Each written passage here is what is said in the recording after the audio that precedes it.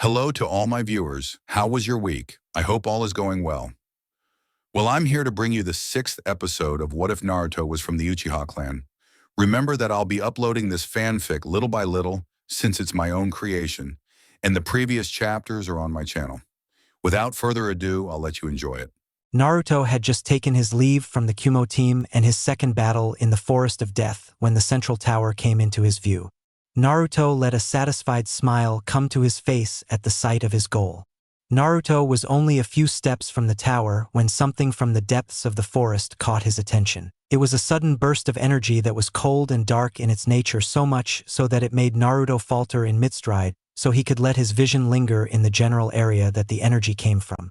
Naruto briefly entertained the idea of investigating this negative energy's origins, but ultimately decided against it. Not my problem, but if it becomes my problem, then I will deal with it, Naruto assured himself before entering the tower and walking into the room that was coupled with his gate number. Naruto calmly walked into the room that was empty for the most part except for an inscription on the far wall. The inscription told of the ideas of heaven and earth as related to the body, yet there were sections from each part missing. Naruto glanced momentarily at the heaven and earth scrolls resting in his grip and tossed them to the floor, letting the scrolls unravel. Naruto saw the formula for a summoning on the scrolls before the room was filled with a cloud of smoke. Naruto, acting on instinct, reached behind him and drew Twilight, treating whatever that had been called as hostile. Naruto held his sword arm steady as he calmly waited for the smoke to clear away and the visibility to return. Eventually the smoke cleared and Naruto found himself looking at a leaf nin who was wearing sunglasses with red rims. The man was looking down at the tip of Naruto's katana, which was right at his Adam's apple. Naruto slowly lowered his katana before placing it where it was, on his back. This earned Naruto a sigh of relief from the older leaf shinobi. "Aoba-san, what are you doing here?" Naruto asked politely with his arms crossed over the front of his chest. The only sign of curiosity coming from the teen was the single arched eyebrow while his eyes bore into Aoba with a natural intensity. I am here to explain to you this here inscription. You see, if your body is lacking physical strength, speed, or endurance, then you will not succeed as a Chunin. Earth refers to your body. However, that doesn't mean that a strong body and jutsu are all you need. As a Chunin, you will also need to make use of your mind, your mental capability, that is heaven. Aoba filled in the blanks that were on the wall, which had Naruto nodding his head slowly, since what the older shinobi was saying made perfect sense. An idiot with a powerful jutsu was just as useless as a genius with no strength. Though since I personally have seen your skills in both of those fields, I don't feel the need to tell you what you already know. You are the third team to make it here, and you will find a rest area behind the door to the left. Aoba informed his charge. Naruto bowed slightly to the man in thanks for his words as well as his explanation. Naruto watched as Aoba took his leave before taking his own leave from the room, leaving the scrolls crossed on the floor. Naruto calmly strolled through the common resting area towards the stairs that took the participants to the bedrooms. Naruto slowly walked past two of the shinobi hailing from Tsunade, ignoring the boy in the cat bodysuit who looked as pale as a bedsheet and the girl with a fan who was currently muttering into her hand, probably insulting her brother. Naruto deduced that the problems were revolving around their Jinchuriki of a brother. Naruto was glad that his Biju was not mentally unstable, or else he would be sorely tempted to test the controlling abilities of the Sharingan. Maybe the spirit of the desert has an inferiority complex due to him being the fewest of the tailed beast. That is actually quite hysterical. Naruto wondered why the Kyuubi did not respond to his cynical comment, which the fox seemed to like. Naruto just assumed that the large kitsune was asleep, which seemed to be his second favorite activity behind destroying Uchiha. Maybe one day we can have a spar, Kyuubi. My eyes versus your legendary power. It will be the match of the century. Naruto's blood started to pump just thinking of fighting something as powerful as the Kyuubi, but the young Uchiha knew that would be much further down the road. Believing he could fight the strongest of the tailed beasts as he was would be just downright foolish. Naruto was a few steps from the base of the stairs when two boys came down from the stairs talking to each other rather happily. The boy on the left had short, messy black hair that just covered the top of his Takigakure headband. His brown eyes were trained on the boy to his right, and aside from the red scarf hanging from his neck, there was nothing special about the teen. The other Takigakure shinobi had darker skin than his teammate and had a shaved haircut and green eyes. The only thing really different about this teen was the blue scarf he had wrapped around his neck. That demon bitch thinks she can call the shots on our team? What a joke, she was lucky we let her use that curse of hers to gather the scroll we needed. Red said cruelly while trying not to laugh at the thought of the demon being in charge. The boy with the blue scarf nodded his head, but unlike the shinobi wearing red, he was laughing openly. Naruto, catching their words, stopped at the bottom of the steps as they continued to descend from the second floor. The word demon always made Naruto go to a place few had seen from the raven-haired teen. Yeah, like that would ever happen. Did you see the look on her face when she thought we had accepted her? Oh, I think I saw the tears following behind her as she ran to the training ground. What a riot! Blue said with a smirk of his own as he looked down the hallway at the far end of the large room. The shinobi with the red scarf just chuckled at the blue scarf's words as if they were the first joke ever invented. Naruto took one moment to check the area and made sure they were alone as the Tutaki nin made it off of the staircase. Naruto threw the Tutaki shinobi against a wall so hard that it created a spider web-like crack in the stone structure and drew the breath from their lungs. The two scarf-wearing teens looked up in disbelief and bewilderment, wondering what just hit them. In that moment they really wished they hadn't, because they were gazing right into the red-slitted eyes of Naruto. Do you care to repeat just what you said? Naruto's voice was dark to the point where it was almost feral in nature.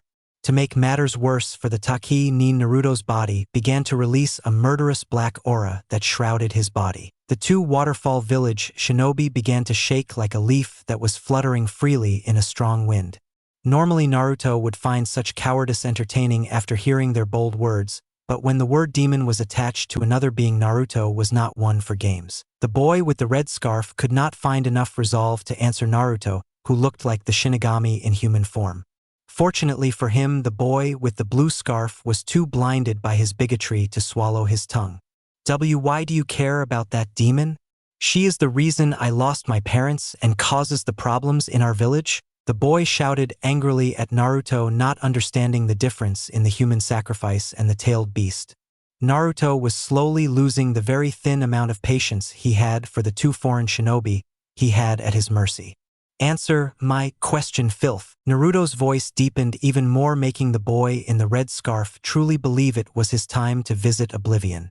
The black aura around Naruto started to wave violently and sporadically, slowly threatening to consume the two bigots. The shinobi with the red scarf, in an effort to try and save his skin, quickly answered Naruto before his teammate could infuriate the hidden leaf demon further. As she ran off to the training ground to be alone. That's all we know, I promise. Just don't kill us, please. The teen begged as Naruto's slitted eyes pierced through his very soul in an attempt to discern any lie or deceit. Naruto, deeming the boy was telling the truth, called back his murderous intent, but it caused an aftershock that rendered both Takigakure shinobi unconscious against the wall. Naruto's eyes turned back to the calm blue they normally took as he made his way towards the training ground provided for the teams who had completed their task. It only took the Hokage's son a few moments to step into the open training ground. Naruto heard sobbing echoing in the room, all of which were coming from a green-haired kunoichi, who had her legs in front her and her arms wrapped around them in a protective means. Her shinobi gear consisted of a white top that ended midriff with a fishnet armor underneath of it. Her forearms were covered by white sections of the same clothing and a red cylinder-shaped object on her back. Naruto immediately picked out the Taki forehead protector on her right arm. Naruto took a few calming breaths before he tried to talk to the distraught container, because the last thing he wanted was to come off threatening. Naruto slowly walked over to where the green-haired girl was crying and slowly lowered himself so he was sitting next to her. The girl had yet to realize Naruto was sitting there due to her emotional state, something which Naruto took notice of. To gain her attention, Naruto coughed once, which got her to pause her crying but not to look up from her knees. Go away. I'm not even doing anything to bother you. All I'm doing is being alone like the world seems to like it. The girl screamed at Naruto, though her voice was hoarse from all of the sobbing she was doing at the moment. Why would I want to leave you all alone? It looks like you could use some company to me. Naruto said calmly in the softest voice he could manage as he looked ahead. The girl's body tensed at hearing an unfamiliar voice so close to her. Looking up curious as to who was so close to her, She saw Naruto's face and his blue eyes that were looking straight ahead. Naruto turned his head and his blue eyes locked with her orange eyes where he flashed a small smile to the girl whose eyes were red from crying. "I'm sure you know who I am by now, so may I ask for your name then, miss?" The green-haired girl simply stared at the teen who she knew was the son of the fourth Hokage, which would basically make him like a prince in Konoha. Why is he even speaking to someone like me? The girl asked herself as she remembered the brief moment her eyes met Naruto's where she saw so much. To most people's Naruto's eyes were cold and uncaring, but to her, someone who had been scorned her entire life, they were so warm and accepting. There was no malice in those blue eyes. It was those eyes that made her feel something she had long forsaken: hope. My name is Fu, but you shouldn't be talking to someone like me. I mean, you are the son of the fourth Hokage and all. Fu's voice was so low that if Naruto was not as close as he was, he would not have been able to hear Fu introduce herself to him. His hand though did twitch slightly when Fu called him Minato's son, but he would let it slide seeing how depressed the kunoichi was. Why wouldn't I want to talk to someone I can empathize with so deeply? Naruto asked rhetorically as he looked out over the training ground with a faraway look in his azure eyes. Naruto's faraway gaze was due to the rush of memories of how terrible his childhood was.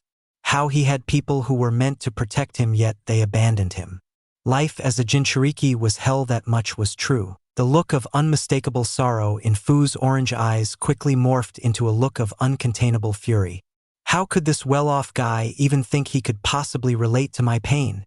Fu's fists clenched as her teeth ground against each other as she tried to rein in her rage caused by Naruto's words. How could you even think you know anything about the life that was forced onto me? You know nothing. Fu challenged Naruto's words, not believing someone as important as he could possibly be hated. The truth is that ever since Mihawk had taken Naruto away, the hate-filled populace of Konoha had forgotten about its pariah. Naruto scoffed not at Fu but at the idea of being loved by the parasites that had infested the hidden leaf. That was something Naruto had blamed on Minato but also on the Nidaime Hokage for creating the civilian council. Naruto always wondered what a militant leader like Tobirama Senju was thinking when he passed that doctrine. Foolish Senju. Naruto's inner Uchiha perked up at the chance to insult their blood rivals. Naruto looked back at Fu, allowing her to see the bitter look in his eyes. At first Fu thought it was directed at her, but upon closer examination she could tell it was something else that caused the raven-haired boy next to her so much pain. This village will never accept me. No, nothing here will change until the older generation is wiped away and the new generation takes its place, clean of useless hate. I will tell you the story of my life, Fu, and then you can make the decision if our lives are comparable. You see, on October 10th, the Kyuubi had attacked Konoha. Naruto ignored the Kyuubi's indignant grunt from the back of his mind. The fourth Hokage then battled with the Kyuubi, had, with the assistance of his wife's special binding chakra chains, managed to temporarily subdue the Kyuubi. The fourth then did something to ensure the balance of power in our shinobi world. He created two Jinchurikis. The two Jinchuriki were his daughters, each had a part of the Kyuubi's chakra sealed into them, one with yin and the other yang. This left the Nine Tails with just a conscious which he needed to seal as well to prevent the Kyuubi from reforming in the future. He sealed that consciousness into me. It does not end there, however. No, then next he revealed to the villagers just what he had done to the Kyuubi.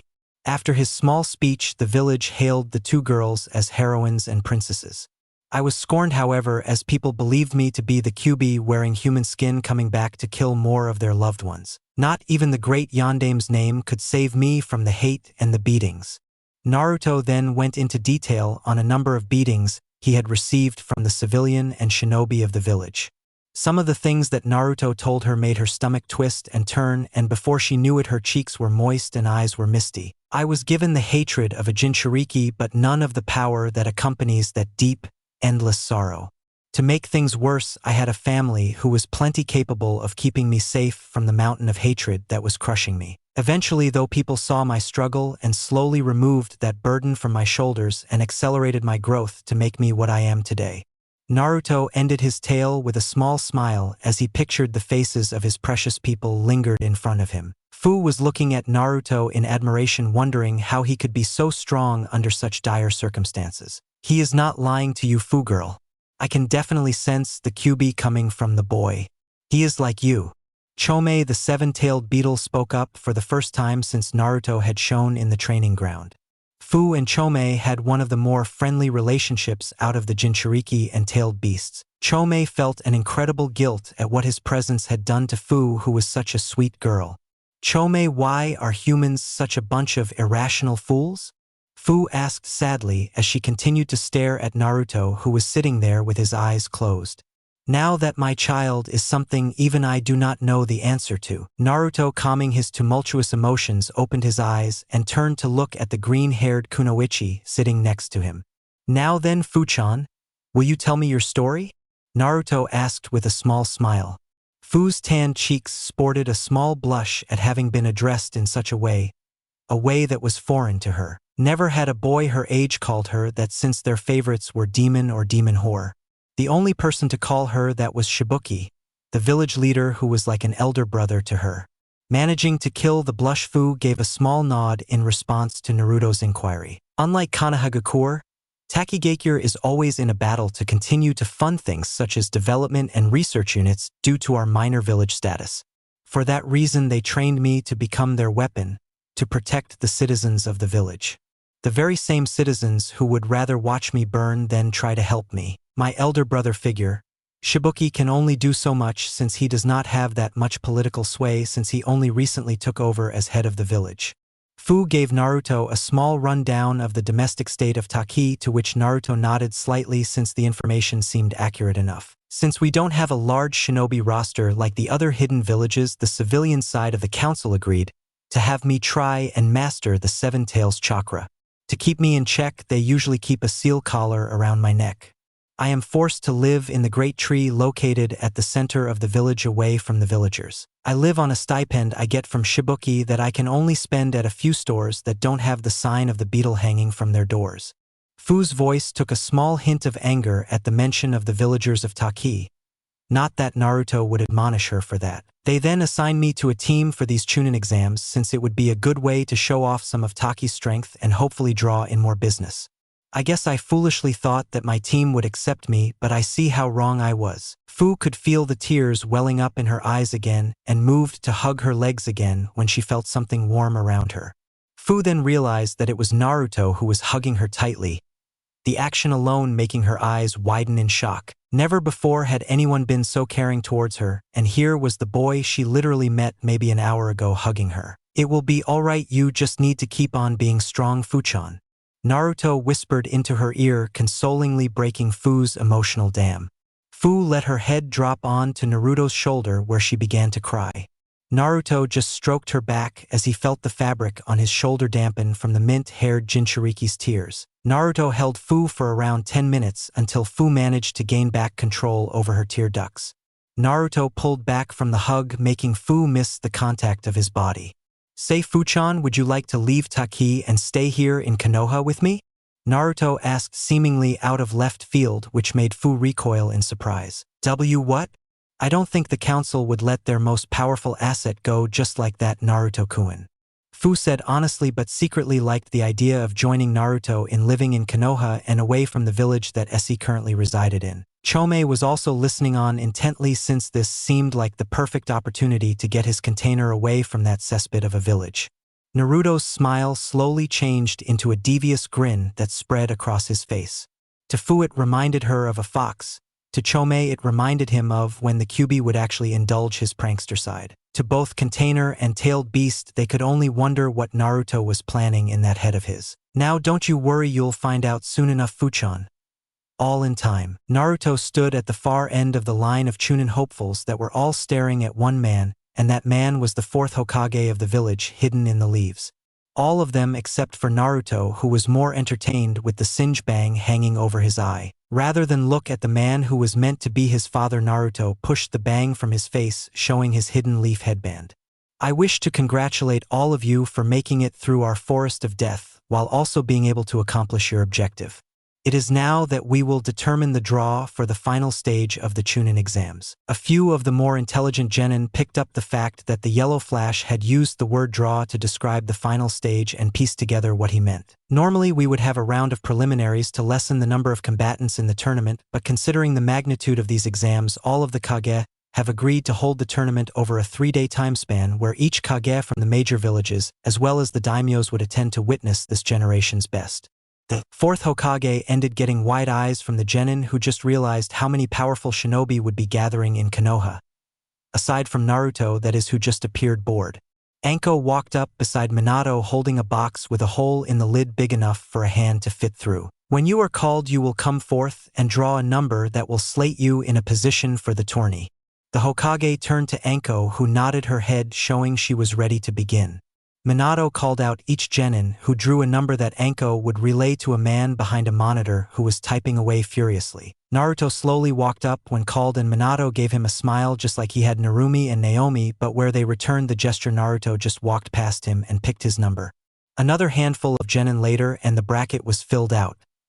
Minato nodded his head, telling the typist to reveal the tourney. Bracket 1. Niji Hyuga vs. Akatsuchi. Hintao vs. Yujito Ni. Rock Lee vs. Kuratsuchi. Gara Sabaku vs. Sakura Haruno. Bracket 2. Karui vs. Kankuro Sabaku. Tenten vs. Naomi Namikaze Uzumaki. Fu vs. Dosu Kinyuta. Kintsuchi vs. Yuna Nara. Day 1 intermission. Bracket 3. Zaku Abomi vs. Narumi Namikaze Uzumaki. Funri vs. Choji Akimichi. Ino Yamanaka vs. Haku Yuki.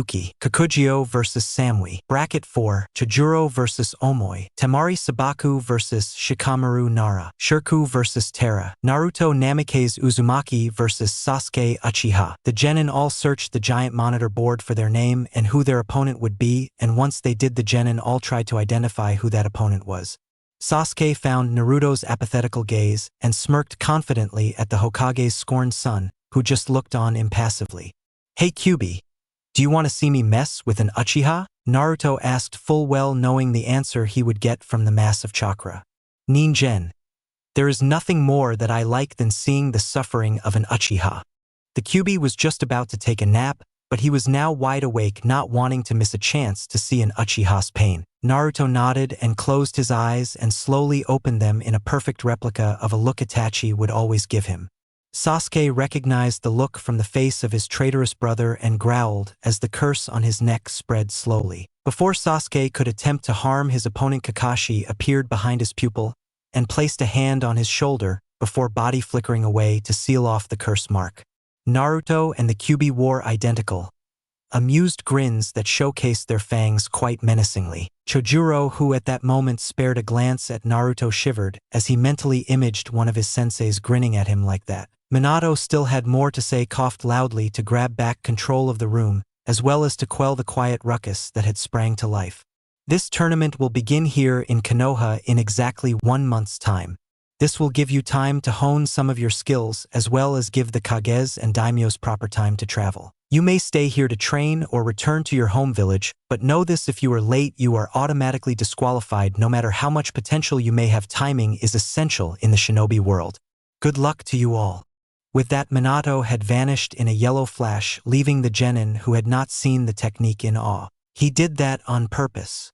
Naruto groaned silently and walked away, clearly not impressed like the other genin that were not blood relatives of him. Naruto was aware of the few pairs of eyes that were on him as he left, but he paid them no mind. He was tired of being around so many people. He needed his solitude. Narumi and Naomi planned to follow them, but were quickly confronted by Shikamaru, Ino, and Choji, who asked them if they wanted to go and try to find teammate. The sisters looked over to where Naruto was walking and found nothing. Sighing, they nodded their heads. Naruto walked down the streets with his hands buried inside the pockets of his zip-up vest, quickly closing in on his apartment. That was when a wonderful aroma invaded his nostrils that forced the young Uchiha to halt mid-stride. Turning to his left, Naruto looked upon one of his most favorite places in Konoha, Ichiraku Ramen. Naruto paused his journey and started to slowly approach the ramen restaurant. "I guess I can treat myself before diving into the deep end with my training."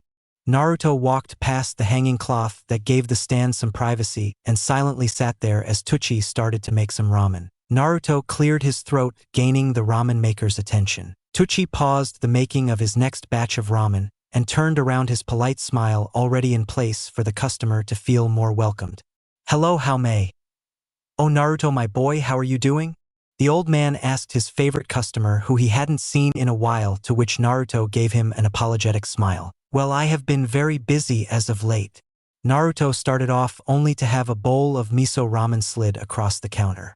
Naruto blinked and looked up questioningly, where he met Tuchi already motioning for him to start eating. Naruto nodded with a grateful smile on his usually stoic face. Breaking open the chopsticks, Naruto uttered a quick thank you before he dug into his hot food. Naruto sighed in pleasure as he swallowed his first bite. So good. Dad, did I hear you say Naruto? A more feminine voice asked from in the kitchen section of the ramen stand. Soon the owner of the voice, I am, the ramen maker's daughter, emerged out of the kitchen. Her face lit up upon seeing Naruto sitting there in the stool. Wasting no time, she took off at a speed that would leave a Chunin green with envy and locked Naruto in a warm embrace. Thankfully, Naruto emptied his first bowl, so Iam's rather sudden action only rattled the empty bowl. Naruto let out a small grunt but managed to keep himself perched atop the small stool despite Iam's weight crashing against him. Iam eventually released the young Uzumaki from her exuberant hug and stared at him expectantly. Where have you been, mister? Naruto's whole body screamed danger as he gulped down the lump in his throat. Iam had a hand on her hip and a ladle in her other hand that, accompanied with the stern look on her face, reminded him of the older sister he saw her as. Naruto thought about escaping but knew that would only make the civilian girl even angrier than she was now.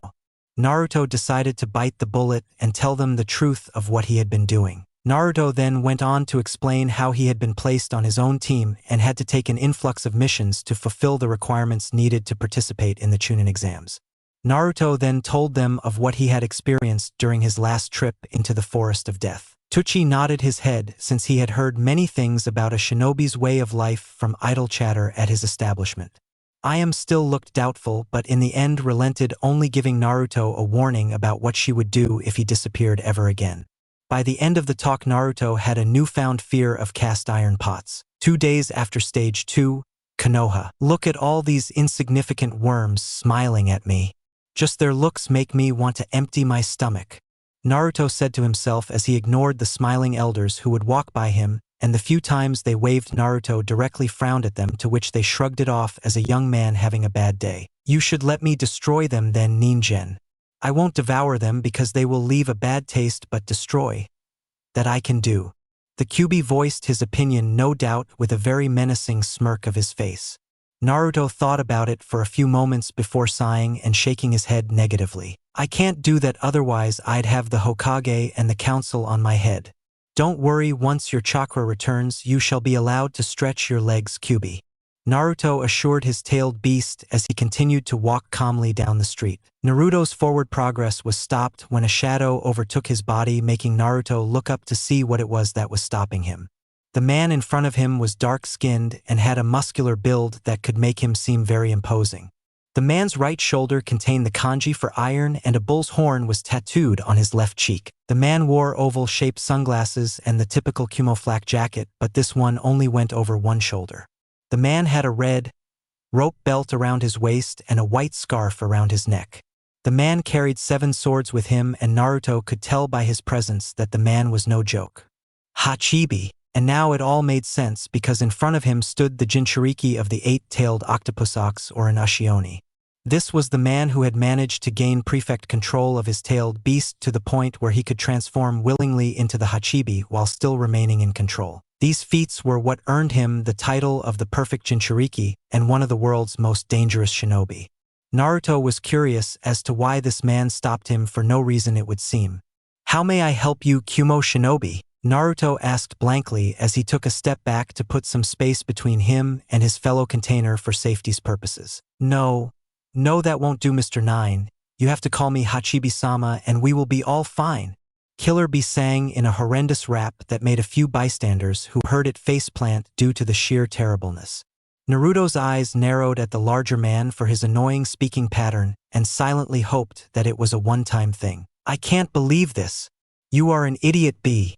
Not only did you give out the fact that we are a Jinchuriki, but you also made yourself look like an idiot, which makes me look like an idiot. The 8-tailed Ushioni shouted in anger and disbelief at his aspiring rapper of a container. Hachibi, why you got to hate? My rapping skill is of the highest rate. That's not going to happen. Naruto stated plainly as he looked into B's sunglasses with an impassive gaze. I take back my thoughts from earlier. Sure, he may be powerful, but he is also a joke. Naruto mused to himself while silently thanking Kami for not putting him around the eccentric foreigner in some off chance he had found Naruto while off on a mission or something like that. Ningen, I have never been more happy than I am now that I was sealed into you instead of that idiot. The Kyuubi could only imagine what his brother had to go through having to listen to that incessant form of speech each and every moment. Fool, you better respect my rapping skills so mean before I knock your head off clean. Then you won't be so preen. Killer Bee took a more aggressive tone of voice as it always did when someone outside of his brother or the Hachibi insulted his passion. Naruto quickly discerned the threat in the man's idiot speak and tensed himself in case the larger tan man tried to attack him. B, what are you doing threatening this boy? He is the Hokage's son and any fight will draw all of Konoha's forces down on you. My help or not, you can't beat them on your own. Killer Bee's eyes widened behind his glasses when he realized what that meant, and if he did not die, then his brother would surely give him his iron claw. Bee managed to keep a grimace from flooding his face at the phantom pain of his brother's claw of pain. Bee looked back at Naruto, who was prepared to fight if need be. Then Bee started to laugh, which confused Naruto, leading him to question the Kumo Nin's sanity. Sorry about that, yo. I am just going to go, Bee said quickly before hurrying past Naruto, muttering a few things Naruto didn't quite catch. Naruto slowly turned around to make sure that the Kumogakure Jinchuriki was actually going to leave and not attack him from behind. Naruto watched as he spoke aloud while waving his hands around in weird gestures. The people on the street cleared to one of the sides, hoping to avoid catching whatever was wrong with the rapping man. Naruto resisted the urge to palm his face when he saw the man pull out a book labeled rhymes and began to write in the book. Naruto released a breath in an attempt to forget the strange encounter with Kumo's Killer Bee. Ningen, if you ever begin speaking like that, I will personally rip this seal away and slowly skewer you with each and every one of my claws. The Kyuubi warned Naruto as he glared at the space killer Bee, once occupied trying to forget what he just heard. Naruto nodded his head, since that would be something Naruto would fully support. You have nothing to fear, Kyuubi, for if I ever begin to rhyme my words purposefully, then I will gladly present my Sharingan to you to crush. Naruto promised to never be such an idiot, and if he was, then he would gladly visit the Shinigami. Now that is over, I need to begin my training for the Chunin exam finals. It is best to use the Shunshin there to avoid any more useless confrontations. Naruto held a single hand sign, and soon his body exploded in black crow feathers, shocking the civilians who were passing by. Naruto reformed from a murder of crows inside of the study inside of the apartment complex he had come to own in the red light district. I don't see why you feel the need to train more just for the runts in these exams of yours. The Kyuubi had not had to train in something in centuries, so the idea of training was out of his realm of understanding. Naruto sighed as he sat behind his desk, pulling out a book and putting it on the desk.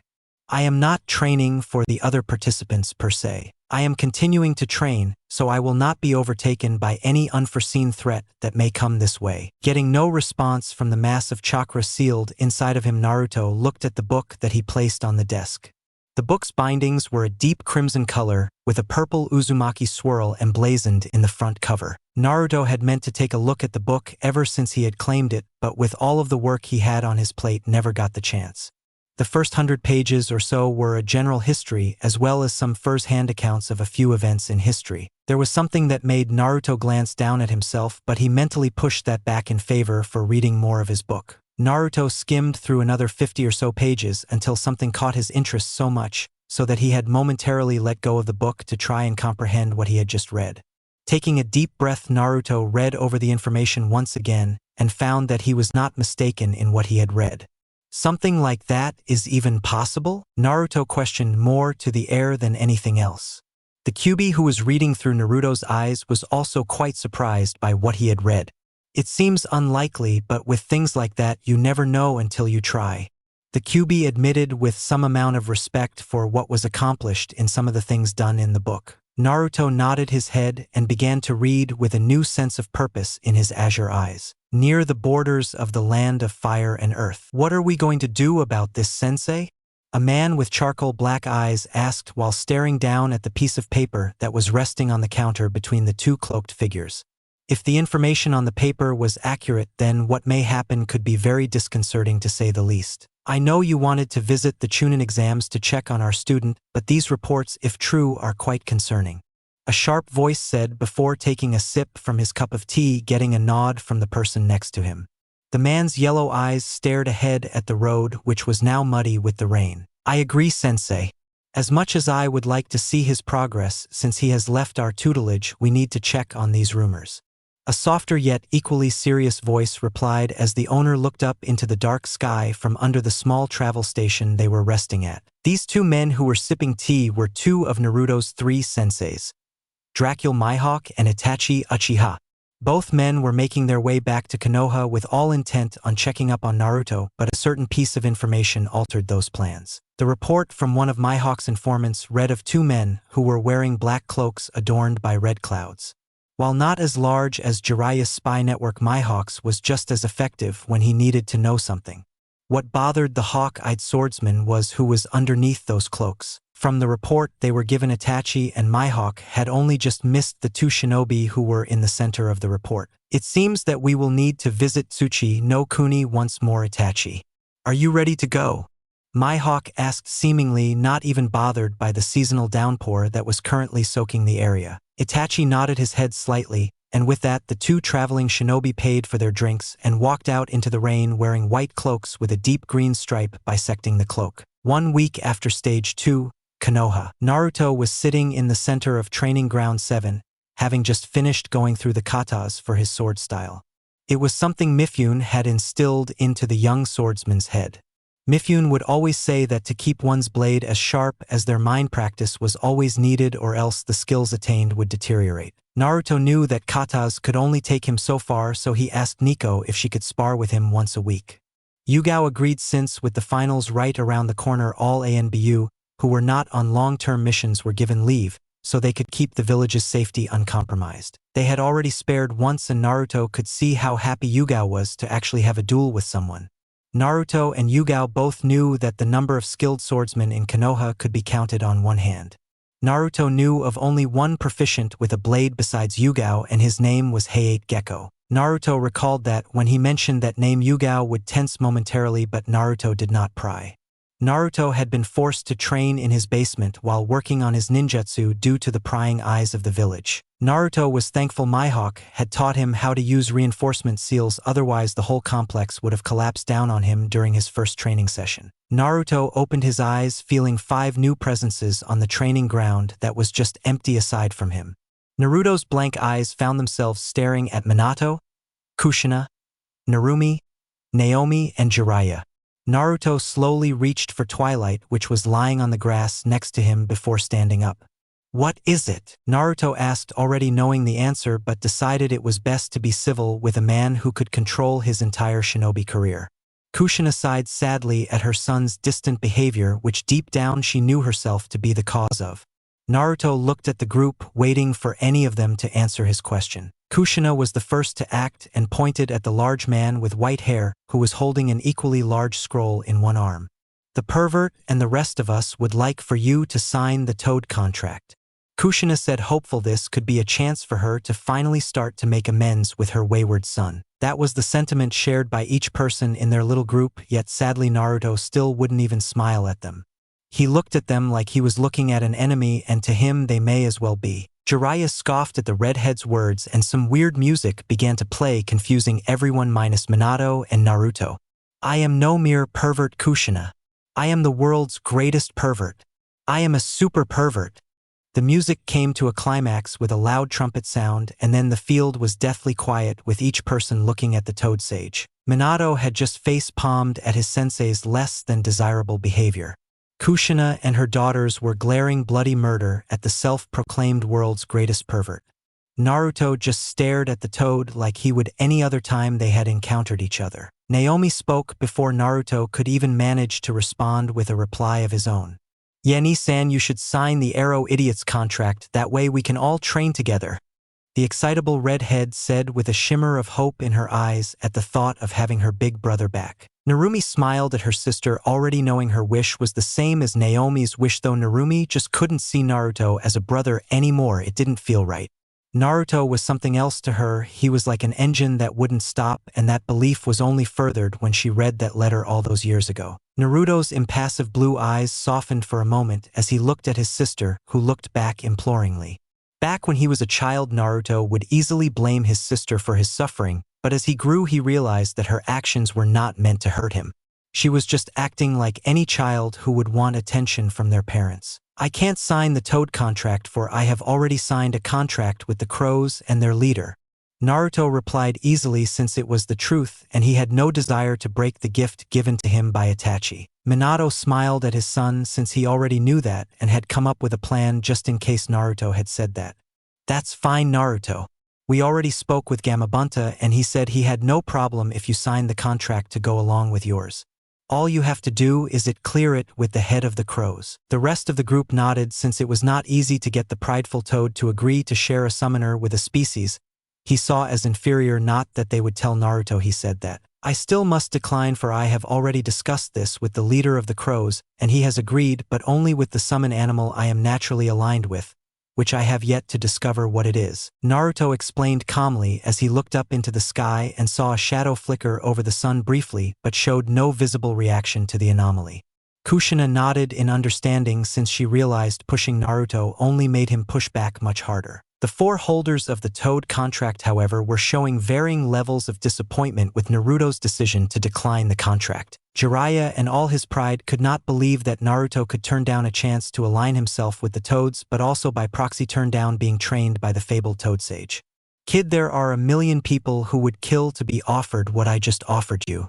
This is your chance to train under my wing and become something feared. Jiraiya explained seriously as he stared into Naruto's glacial eyes with a questioning glint in his eyes.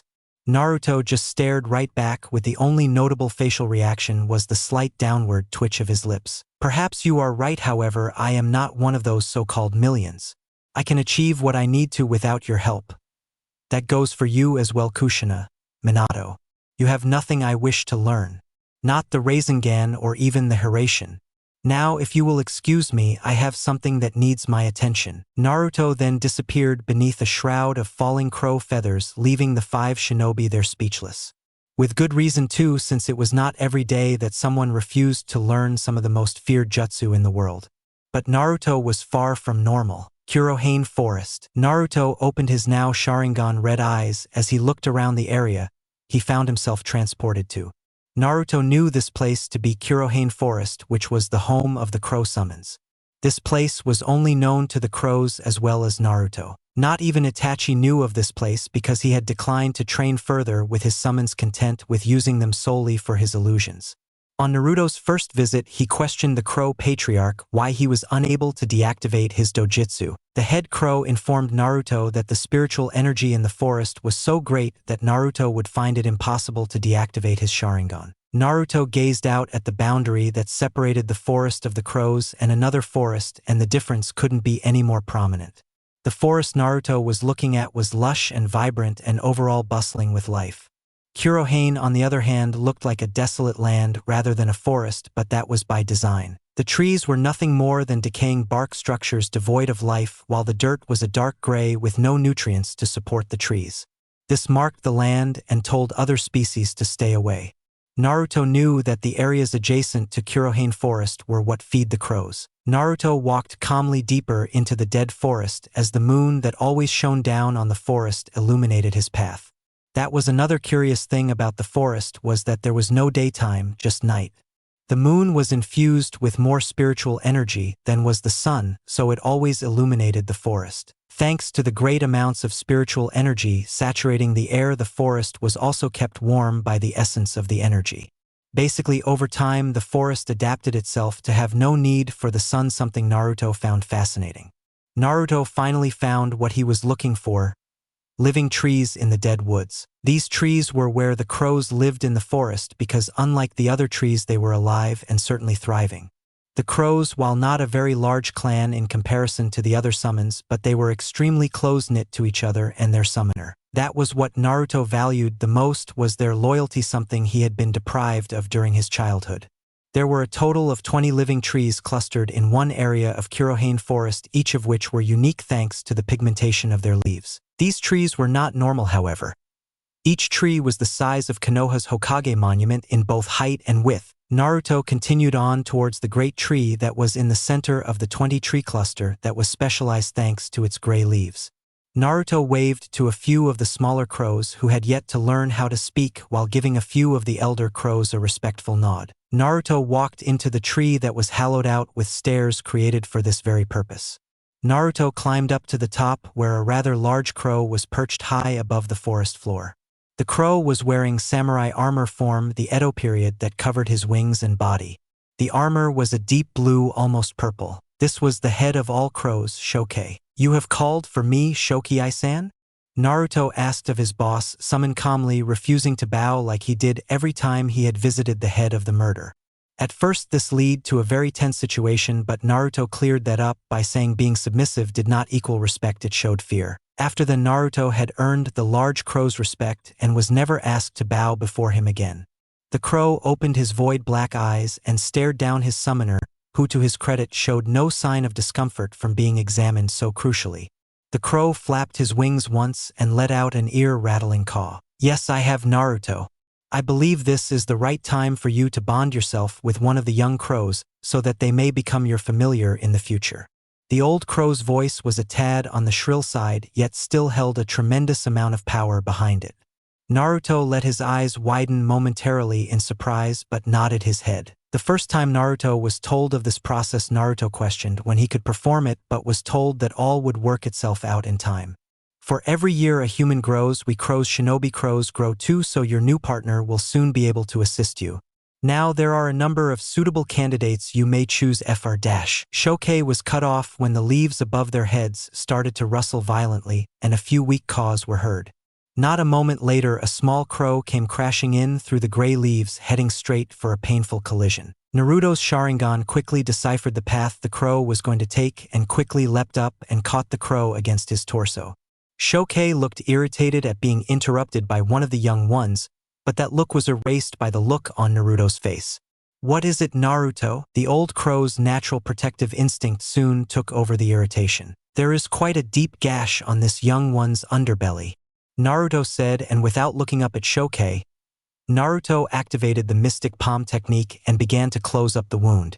Now, while not being a veterinarian, Naruto was able to close up wounds like this one without much of a problem. It just took longer than a trained professional. The crow opened its eyes when the pain subsided and looked up to see Naruto smiling at her.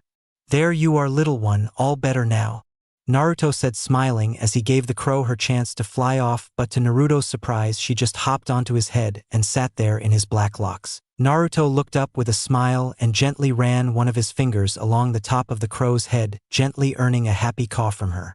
"I think I have found the one I would like to create a bond with," Naruto informed Shokei with a smile as the crow jumped down and perched herself on Naruto's left shoulder. Shokei nodded with a small smile as he looked at the two interact with each other.